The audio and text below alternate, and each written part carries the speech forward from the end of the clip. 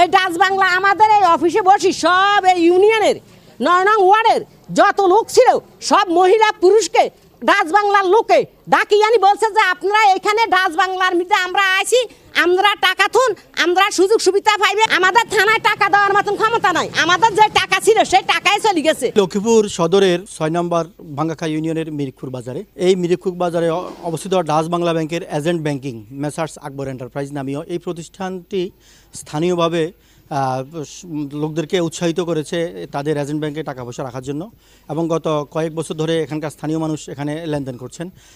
স্বাভাবিকভাবেই চলছিল সকল কার্যক্রম, কিন্তু গত 14ই জানুয়ারি এই স্থানীয় লোকজন ব্যাংকে এসে দেখেন ব্যাংকে তালা মারা, ব্যাংকের ম্যানেজার সহ অন্যান্য কর্মকর্তা কর্মচারীরা উধাও হয়ে গেছেন।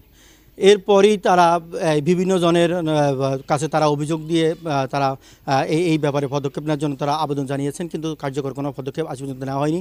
আমি এই বিষয়ে ভুক্তভোগী যারা ব্যাংকে টাকা রেখেছেন তারা আমার পিছনে চতুর্দিকে দাঁড়ানো আছে। এর বাইরেও অনেকে এখানে এসেছেন, অনেকের সাথে আমরা কথা বলেছি। তাদের একটাই বক্তব্য, তাদের কারোর মেয়ের বিয়ের টাকা, কারোর ঘর করার টাকা, কারোর চিকিৎসা খরচের টাকা বিভিন্নভাবেই ব্যাংকের এখানকার যিনি ম্যানেজার ছিলেন তিনি স্থানীয় ব্যক্তি শহীদুল্লাহ জিয়া তার নাম, তিনি মানুষকে উৎসাহিত করেছেন এখানে টাকা পয়সা রাখার জন্য। এখানে এফডিআর এবং সেভিংস অ্যাকাউন্ট, ডিপিএস অ্যাকাউন্ট, বিভিন্ন অ্যাকাউন্টে প্রায় মানুষের 2.5 কোটি টাকা এখানে ছিল, এবং এই সব টাকা নিয়েই তারা উধাও হয়েছেন। এটা হচ্ছে স্থানীয়দের অভিযোগ। আমরা ডাচ বাংলা ব্যাংকে অ্যাকাউন্ট করছি, ঠিক আছে, ডাচ বাংলা ব্যাংকে অ্যাকাউন্ট করছি। আমরা আমার ভাই বিদেশের থেকে টাকা পাঠা, আমরা কিছু টাকা খাই, কিছু টাকা ব্যাংকে রাখি। রাখার পরে জিয়ারুলের ব্যাংকে আমার 3,10,000 টাকা জমা হয়েছে। আর আমি এই অ্যাকাউন্টে চেক দিছি যে আমার ব্যাংকে কত টাকা জমা হয়েছে। চেক দিছি, আর ওই সময় আমার ফিঙ্গার নিচে 2 বের করে নিয়ে আমার টাকাটি নিয়ে গেছে। আমার দেয়ারের 2.5 লক্ষ টাকা, আমার দেয়ার ননদের মাজুর মানুষ 70 লাখ, বোনের 1,80,000 টাকা, মেয়ের বিয়ের লাগি রাখছে। তুই অন্তত আমাদের ফ্যামিলির টাকাগুলো উঠে দে, আর সবার জনগণের টাকাগুলো উঠে দে।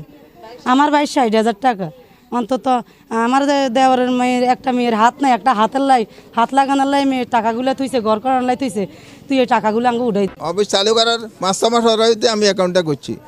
মোটামুটি বিদেশ থেকে আমার লাখ লক্ষ টাকা আসছে গেছে প্রতি মাসে আইতেও। আমি হঠাৎ করে এখন লাস্টে এই মাসে আর কি গত জানুয়ারির 7 তারিখে টাকা নিয়েছি, তারপর হয়তো আসি নাই।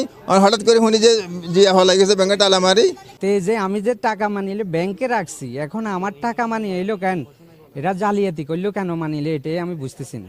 নাম হয়েছে শহীদুল্লাহ, এমনি যে এলাকা ভিত্তিক সবাই বলে, অনেকে অ্যাকাউন্ট খুলে টাকা রাখছে, ওই যে বিএমপির নেতা ওর সাথে অনেকে আছে। এখন যারা ভুক্তভোগী, যারা টাকা রাখছে, তারা টাকাগুলো চাইতে আসলে তার সাথে যারা আছে চাঁদাবাজ, সবাই নিরীহ জনগণের উপরে হামলা করে। গতকালকে এখানে হামলা হয়েছে, একজনকে কোবাইয়ে তার শরীর বিক্ষত করে ফেলছে। আমার ভাইরা এখানে আসতে আমাদের প্রায় 5.5 লক্ষ টাকাগুলো চাইতে আসলে তারা মারধর করে।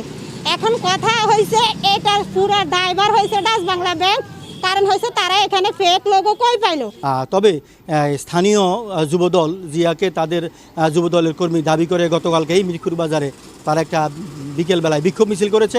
তাদের বক্তব্য হচ্ছে জিয়া নির্দোষ, এটার জন্য তারা এখানকার স্থানীয় এজেন্টের যিনি মালিক নাসির এবং শাকিল, তারা তাকে দায়ী করে ব্যানার করে তারা এখানে মিছিল করেছেন। তবে ভুক্তভোগী জনসাধারণের একটাই অভিযোগ, আমরা জিয়াকে চিনি, জিয়া এখানকার ম্যানেজার ছিলেন, আমরা জিয়ার হাতে টাকা দিয়েছি, আমরা আমাদের টাকা ফেরত চাই।